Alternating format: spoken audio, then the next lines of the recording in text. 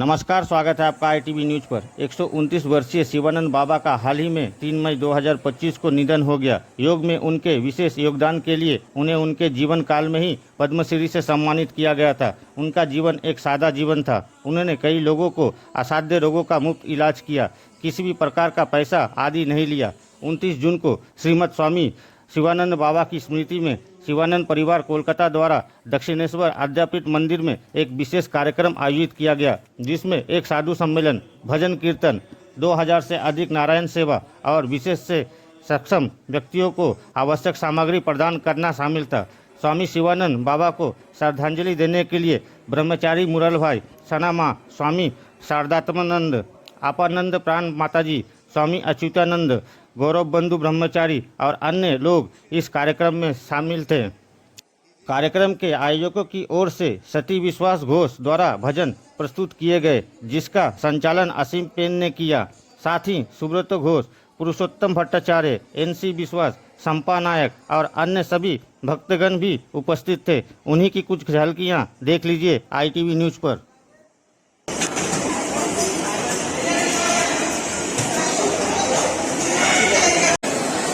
নবদ্বীপে থেকে গুরুর কাছে তিনি এবং আধ্যাত্মিক গুরু হিসাবে।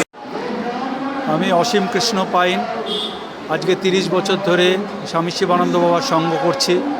প্রথম দিন সঙ্গ করার সঙ্গেই তিনি বললেন যে শঙ্কর দয়াল শর্মার বাড়িতে আমি একটি যজ্ঞ করব, তুমি যদি যাও আমি ইনভাইটেশন কার্ড পাঠাবো। আমার সেটাই যাওয়া হয়নি, কিন্তু তারপরের দিনে দক্ষিণেশ্বরে আসতে বলেছিলেন, সেখানে এসেছিলাম। এইভাবে ওনার সঙ্গে শুরু আমার। তারপর থেকে সব জায়গায় আমি আছি। ওনার দুটো বই আমি লিখেছি, শিবানন্দ বাবা সফল জীবনের দিশারি। সেই বইটি আজকে সব মহারাজদের এবং সন্ন্যাসিনীদের দেওয়া হলো।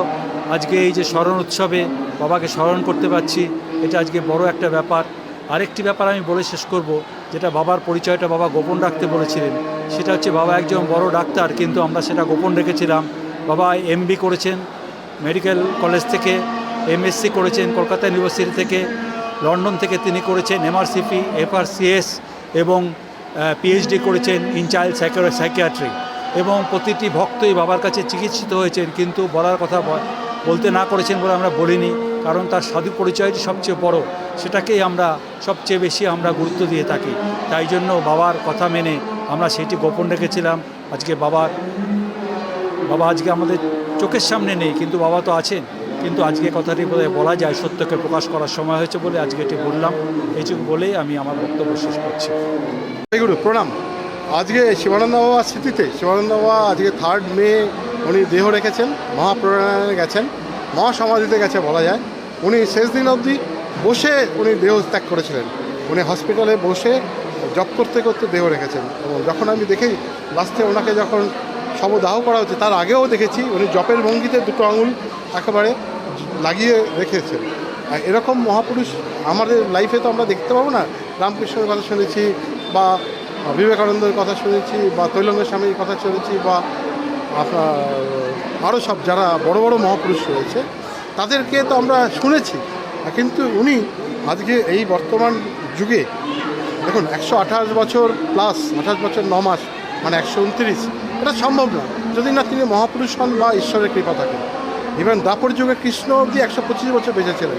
এখন অনেকে বলতে পারে 129 বছরটাকে ঠিক, তো ওনাকে যতখানি দেখেছি, যা বুঝেছি, ওনার যা কর্মকাণ্ড সারা পৃথিবী জুড়ে, উনি 35টা বছর বাইরে ছিলেন, 45টা কান্ট্রি ভ্রমণ করেছেন। উনি কখনও নিজের কোনো ব্যাপারটা প্রকাশ করতে চাননি। উনি বলতেন আমার বিদ্যালয়ে শিক্ষা নেই, কিন্তু উনি যে এফআরসিপি, এমআরসিপি বা পিএইচডি চাইল্ড সাইকোলজিতে এবং এমএসসি, এগুলো তো দেখুন উনি বলতেন এসব কথা বলে তো কোনো লাভ নেই। আমি কি করছি আমার দেখে লোকে যদি উপকৃত হয় সেটাই অনেক। আর এটা থাকলে যে কোনো এডুকেশান হচ্ছে একটা আমাদের কাছে কি বলবো, অহংকার। উনি পুরো নিরহংকারী মানুষ ছিলেন, নীরব, নিষ্কাম আর ভক্তি মার্গের প্রতীক ছিলেন উনি।